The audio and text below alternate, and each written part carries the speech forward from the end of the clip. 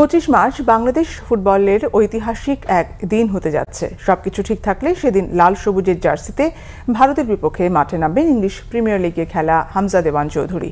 দক্ষিণ এশিয়ার সবচেয়ে high profile footballer Hamza Chowdhury ইউরোপের শীর্ষ পর্যায়ের কোনো ক্লাব ফুটবলারের সাফ দেশগুলোর জাতীয় দলের জার্সিতে খেলা প্রথম খেলোয়াড় Hamza Chowdhury.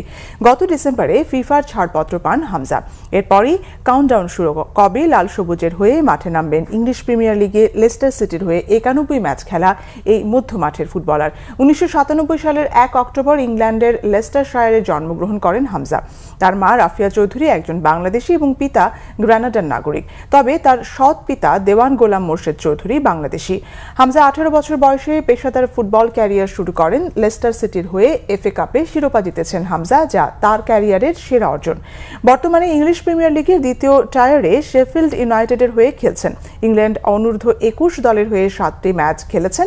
Interior designer Olivia ফাউন্টেইনকে বিয়ে করেছেন হামজা। তাদের 3 সন্তান। মায়ের ইচ্ছায় বাংলাদেশের হয়ে খেলার আগ্রহ দেখান হামজা। শেষ পর্যন্ত অনেক ধাপ পেরিয়ে সেই স্বপ্ন পূরণ হচ্ছে। ফুটবলারদের দল বদলের বাজার বিশ্লেষণকারী ওয়েবসাইট ট্রান্সফার মার্কেটের হিসেবে ভারতের $5.86 মিলিয়ন মার্কেট ভ্যালু হারিয়েছে হামজার আগমনে। $7.55 মিলিয়ন ভ্যালুতে বাংলাদেশ জাতীয় দলই এখন দক্ষিণ এশিয়ার সবচেয়ে দামি ফুটবল দল।